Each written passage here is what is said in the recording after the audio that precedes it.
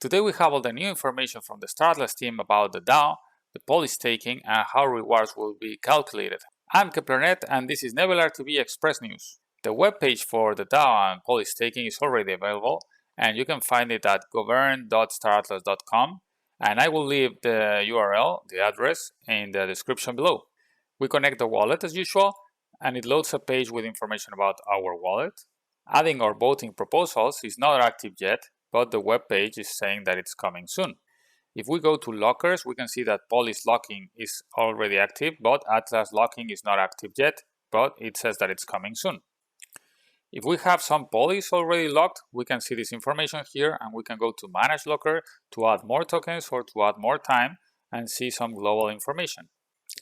Right now we can lock POLIS, which is done down here, but we won't be receiving any rewards yet. The first rewards will come on August 2nd based on a snapshot that will be taken on August 1st, as we can read here. But be careful, if you lock some POLIS now, it will really be locked during the time that you set. For example, now I have 6.2 POLIS locked and there are 9 days left, and I cannot unlock this before those 9 days. And if you choose to lock 1,000 or 100,000 POLIS for 2 years or 5 years, you will not be able to unlock it before those 2 or 5 years or whatever time you choose. And for the first rewards, the only thing that matters is the amount of POLIS that I have here and the time left that I have here at the moment of the snapshot, which is on August 1st at the time that you can read here. At the bottom of the page, we can see my voting power right now and how it decays over time, and also how to lock more POLIS or extend the lock period. But be careful, you can only have a single lock duration per wallet.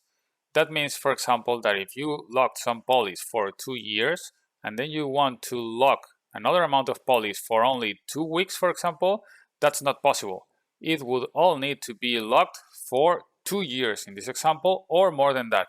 The idea is that we will be able to extend the time for some POLIS that we already locked, or that we will be able to add more tokens without extending the time left, or that we can do both, add more tokens and extend the time left. But right now, before adding more tokens, we first need to select the locking period. So right now, if we add more POLIS, we would be extending the time left for all the POLIS that we have locked, including the POLIS that we previously locked. The team said that they don't have any issues with people running multiple wallets for POLIS staking, but it will have disadvantages in character progression within the game because some things will be account locked. About rewards, the team confirmed that the snapshot program checks our proportional share of the rewards every day. They also said that the rewards will be paid daily in POLIS, and when we claim them, they are immediately available for us to use them or invest them. Some important points about POLIS rewards. First, the yield is dynamic. There is no guaranteed yield. Then, my reward is equal to my voting power divided by the ecosystem's voting power, or in other words, the voting power of all the people staking POLIS, and that gets multiplied by the daily total reward.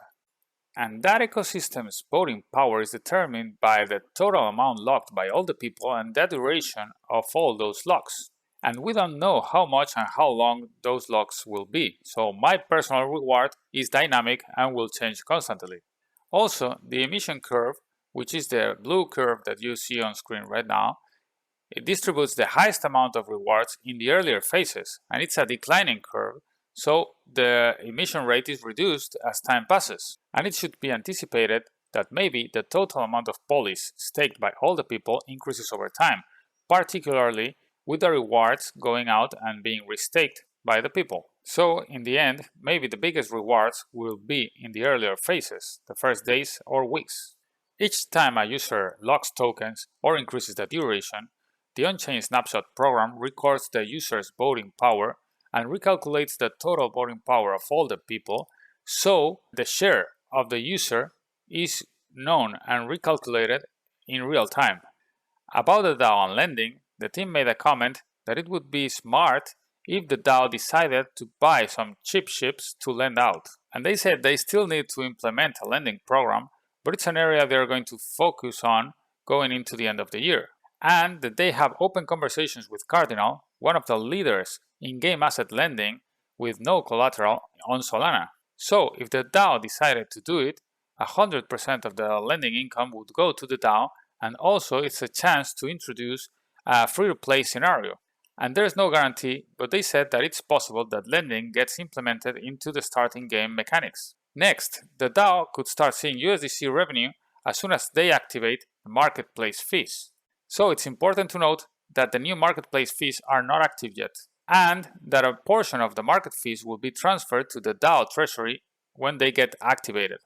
About staking and sub-DAOs, the current plan is that if you stake all your POLIS now, you'll still be able to participate in Faction DAO when it comes out, even if your POLIS are still locked. If you have any questions or comments, leave a message below and subscribe to the channel for more information about StarAtlas.